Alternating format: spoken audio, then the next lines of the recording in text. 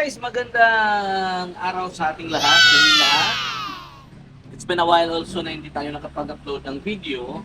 Kaya ngayong araw na to, talagang minarapat ko na gumawa ng video para lang ma-share din sa iba, no, di ba? Kasi I know lahat tayo meron ng kaalaman, meron ding iba na may kahit hindi alam, para bang bida-bidahan. So ito, si Facebook, matagal niya nang gusto na maging wholesome itong platform niya. Wow. Which is, yung hindi tayo pwede dito magmura, dapat talaga good vibes lang dito, and hindi naman natin mapipigilan yung ibang tao na yung kanilang gusto dito is dito nila ipalabas yung mga talento nila. Like for example, kumakanta na sila, sumasayaw na sila. Pati ako, ganun na din ako. And in which yung iba naman is parang hindi nila naiintindihan yung mga pinagagawa kasi nating mga content creators. Kaya sa lahat ng mga content creators, huwag kayong magpapadala, huwag kayong papa-apekto dun sa mga nega na mga tao. Tuloy nyo lang. Lalo na sa mga hindi pa nakapagtapos ng 60K, tuloy nyo lang po, tuloy nyo lang.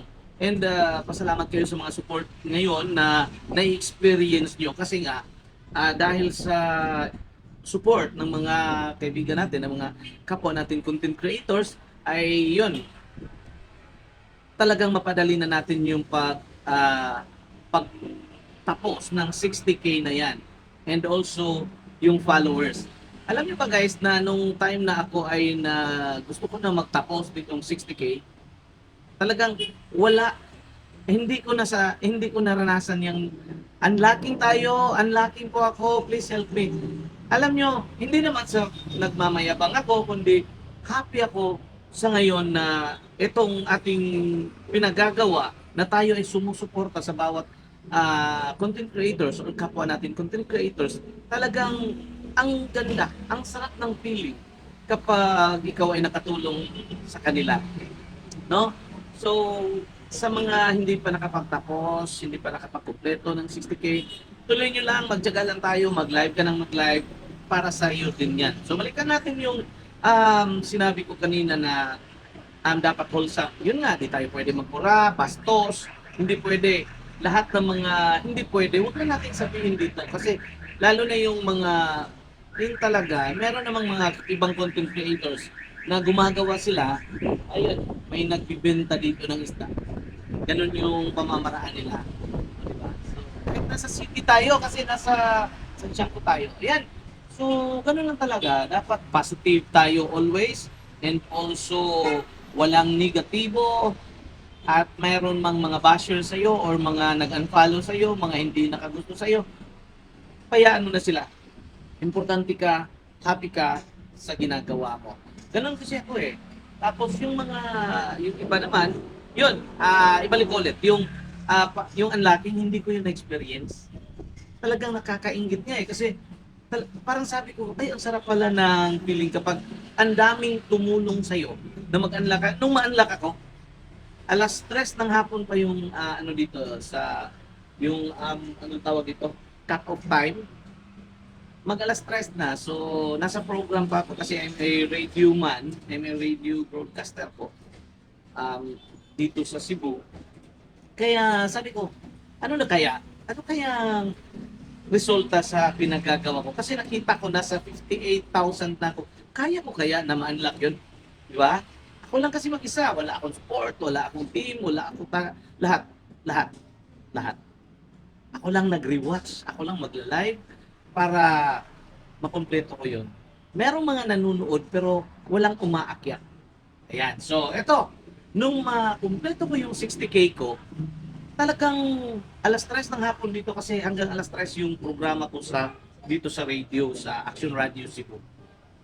Nung chinek ko, inopen ko yung dashboard ko, tiningnan ko dun sa monetization. Kumpleto na siya. And ready to set up na. Alam niyo ba kung ano yung nasabi ko sa sarili ko? Thank you, self.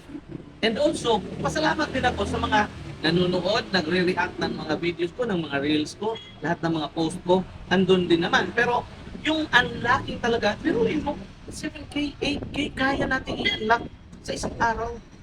Habang yung 8K na yan, makukuha mo pa yan, siguro nasa 10 days pa or 15 days pa.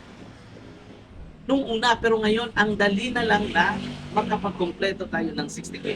Halimbawa, nasa 40 plus ka na, 40,500 ganyan. Pag sinabi natin na makuha mo yan hanggang weekend, talagang makukuha natin yan. Magtyaga ka lang na mag-live, magtyaga ka lang na mag-share, mag-post, lahat-lahat ng mga naaayon kay Facebook, makukuha mo yon. So sa mga naghahangad na makuha yung 60K, gawin nyo lang yung part nyo. Mag-post kayo, mag-live kayo, kahit walang manood. Huwag nyo isipin yung mga viewers, huwag nyo isipin. Ang importante, may makuha ka na minuto, maidagdag mo doon sa 60K mo. Yun lang po naman ang concern ko. And also sa mga negative people, yung mga bida-bida sa mga kakilala natin. Pero ako naman so far wala naman akong reklamo sa mga tao kasi flexible tayo kasi nasa media nga. Kaya kung makikita natin na ganun yung attitude, yung ugali ng isang tao, pabayaan na natin. And it's all up to you kung tatanggapin mo siya or hindi. Basta for me, alam ko kung sino to, anong klase to. Dahil ako din naman ay lumulugar din po na naaayon at nararapat kung ano yung dapat kong gawin sa pakikipag halubilo ko sa kapwa ko content creators. Sa lahat ng mga followers at mga friends ko, maraming salamat po sa inyo. Ako po ay lubos na nagpapasalamat sa inyong lahat sa suporta na, lalo na ngayon na yan, yung page ko din, DJ Tita Chola. DJ Tita Chola ko po is ano na ako ngayon, nagla-live na ako doon. Nasa 24,560 as of today. Anong date yan? February 19 or 20? February 20, 2024. So, gusto ko makuha siya by March, makumpleto ko na. Yan, naka-live siya pero walang nanonood. Okay lang. Pero may mga pumupunta doon na mga malalaking content creators na kahit siya lang mag-isa yung nanood doon, kontento na ako. And I am very happy for that sa lahat-lahat. Once again, magandang araw sa inyo lahat. Thank you. And love lang tayo dito.